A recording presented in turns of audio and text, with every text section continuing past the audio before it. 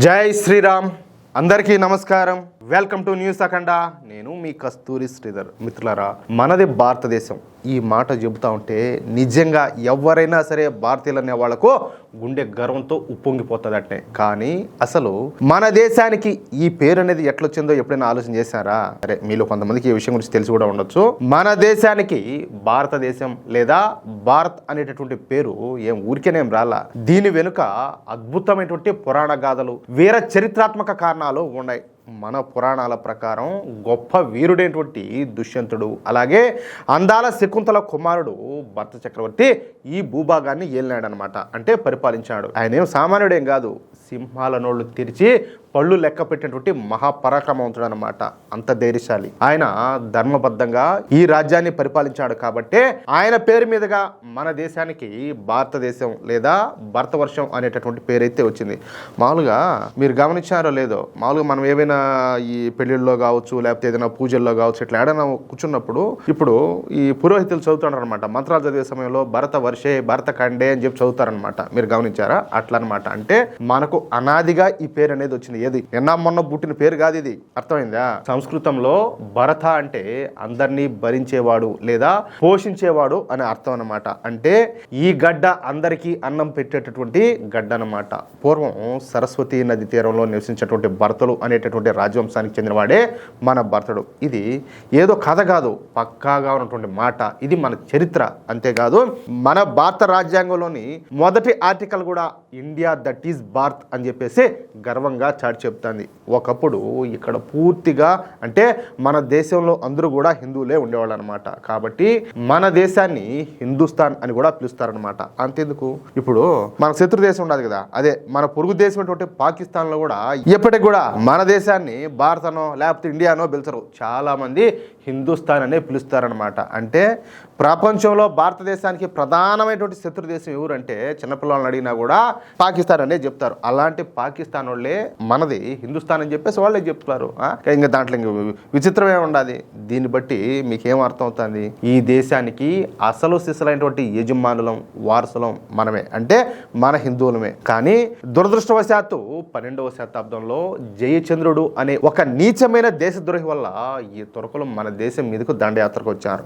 ఆ సమయంలో మన దేశాన్ని వీర పరాక్రమవంతుడైనటువంటి పృథ్వీరాజ్ చౌహాన్ గారు పరిపాలిస్తారు.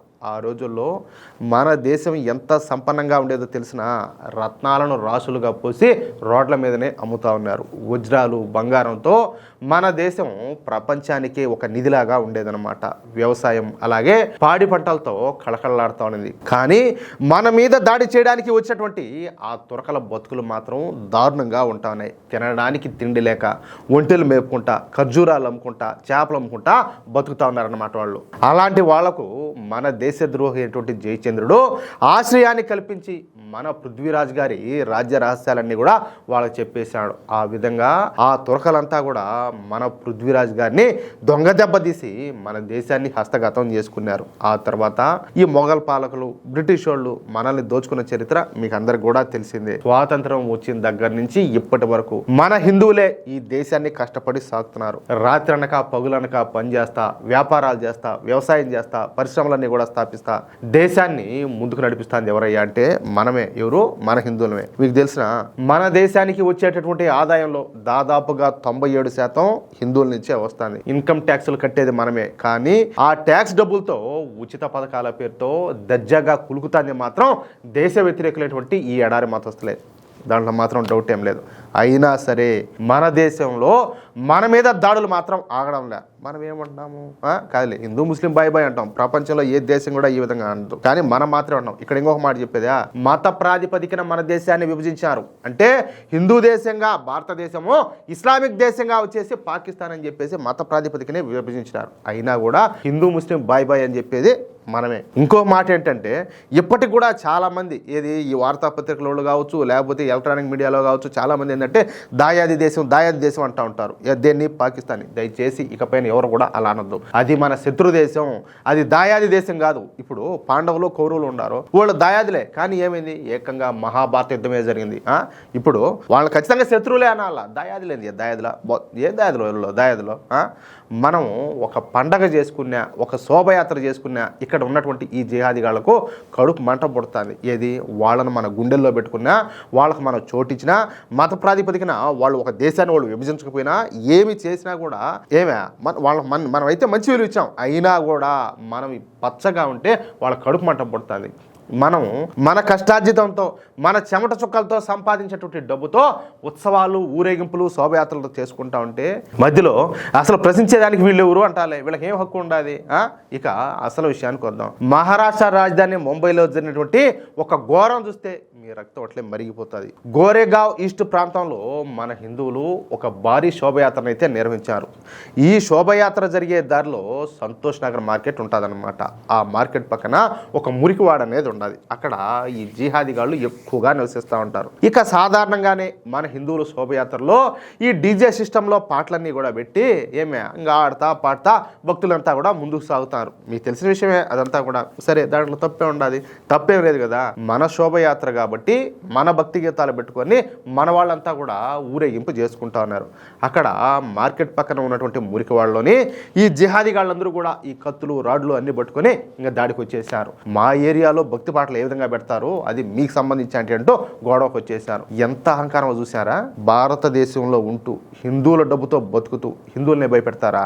హిందువుల్ని భయపెడతారా అంటాలే. వాళ్ళ దగ్గర ఆయుధాలు ఉన్నా సరే మన బజరంగ్ దళ కార్యకర్తలు, హిందూ భక్తులు ఎవరు కూడా భయపడలే.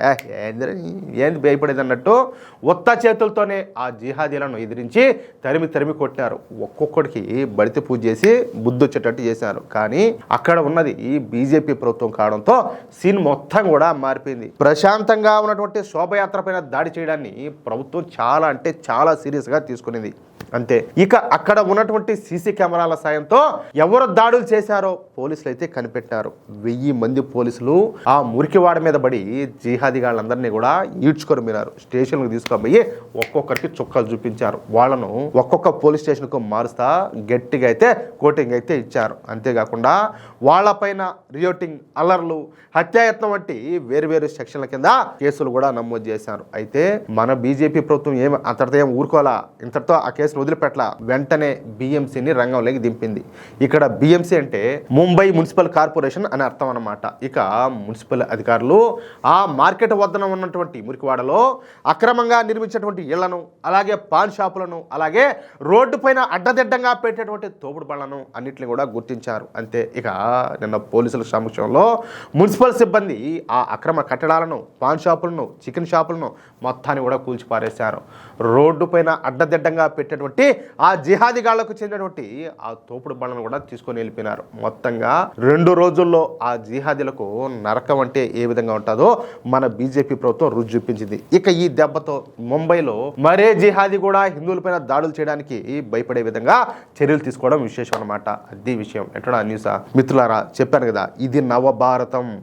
జయచంద్రుడు లాంటి దేశద్రోహులకు, నమ్మక ద్రోహులకు ఈ దేశంలో స్థానం లేదు. అది ఎవడైనా సరే, అది హిందువైనా ఎవడైనా కానీ దేశ వ్యతిరేకులకు ఇక్కడ స్థానం లేదు. ఇది పృథ్వీరాజ్ చౌహాన్ వారసుల రాజ్యం. ఇది మన దేశంలో మనమే ట్యాక్సులు కడతా, మనమే సొంత డబ్బుతో పండుగలు చేసుకుంటా ఉంటే అడ్డుకునేదానికి వీళ్ళెవరు అంటాలే. ఇప్పుడు మనం వినాయక చవితి మండపాలు కడతాం, ఆడొచ్చి దాడులు చేస్తారు. దసరా అప్పుడు మండపాలు పెడతాం, అప్పుడు దాడులు చేస్తారు. హోలీ చేసుకుంటా అంటే హోలీ మీద దాడులు చేస్తారు. హిందువుల పండుగలు ఎప్పుడెప్పుడు వస్తాయని చెప్పేసి ఎదురు చూసి మరీ దాడులు చేస్తారు. ఏంది ఇది?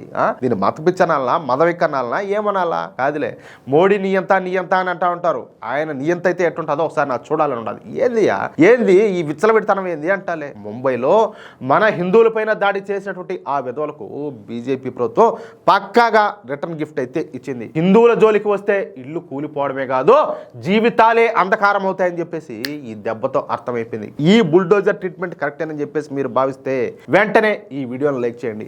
ప్రతి హిందూకు ఈ వీడియో చేరే విధంగా మీ మిత్రులకు, అలాగే మీరు ఉన్నటువంటి వాట్సాప్ గ్రూపుల్లోనూ, ఫేస్బుక్ గ్రూపుల్లోనూ తప్పనిసరిగా షేర్ చేయండి. జై శ్రీరామ్ అని కామెంట్ చేయడం మాత్రం మర్చిపోకండి. ఇంతవరకు మీరు గనక మన న్యూస్ అఖండ ఛానల్ను సబ్స్క్రైబ్ చేసుకున్నట్లయితే ఇప్పుడే సబ్స్క్రైబ్ చేసుకోండి. అలాగే పక్కనే ఉన్నటువంటి గంట సింబల్ను తప్పనిసరిగా నొక్కండి. అప్పుడు మేము చేసిన ప్రతి వీడియోకి సంబంధించి నోటిఫికేషన్లు అన్నీ కూడా మీకు వస్తాయి. జై శ్రీరామ్, జై హింద్, భారత్ మాతాకి జై.